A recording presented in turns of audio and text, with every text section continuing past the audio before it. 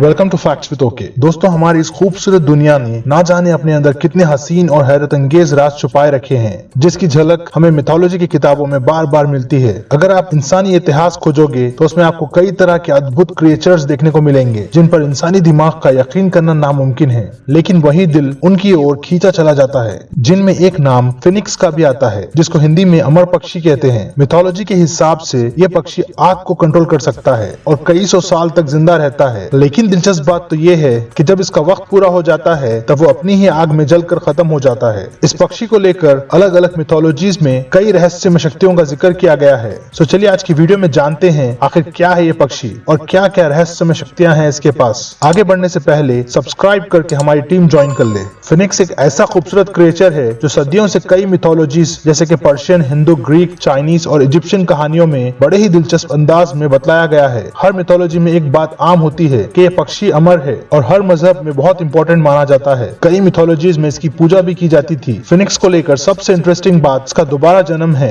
और माना जाता है कि 500 साल तक जिंदा रहने के बाद इसके जिस्म से खुद आग के शोले निकलने लगते हैं और ये खुद को जलाकर राख कर लेता है, और जब उस राख पर सूरज की रोशनी पड़ती तब उस राख से दोबारा एक फिनिक्स जन्म लेता है जो बिल्कुल पहले जैसा ही होता है। इसीलिए फिनिक्स को अमर पक्षी भी कहते हैं, जिसका मतलब है हमेशा जिंदा रहने वाला। एंशिएंट ग्रीक्स की माने तो फिनिक्स को पक्षियों का बादशाह माना जाता है जो रॉकबर्ट की ही तरह बहुत ताकतवर होता है, यहाँ तक कि ये अपने पंजों में किसी हाथी को उठाने की भी ताकत रखता है। इससे हटकर फिनिक्स को लेकर यह भी मशहूर है कि इसने कभी जमीन पर कदम नहीं रखा। ये आसमानों की ऊंचाइयों में उड़ता है और सिर्फ ऊंचे पहाड़ों पर ही अपना ठिकाना बनाता है, इसीलिए इसको कभी देखा नहीं गया। ग्रीक्स का ये मानना था कि ये पक्षी इतना लकी होता है कि अगर इसकी परछाई भी उड़ते वक्त आप पर पड़ जाए तो आपकी किस्मत बदल जाएगी। कहानियों की माने तो जमीन पर एक वक्त में एक ही फिनिक्स हो सकता है और ये किसी को नुकसान नहीं पहुंचा सकता। ये खुद इंसानों से दूर रहना पसंद करता है। फिनिक्स की सबसे खास शक्ति की बात करें तो इसके आंख से गिरे आंसू किसी भी तरह के गहरे या जहरीले जख्म को भरने की शक्ति रखते हैं।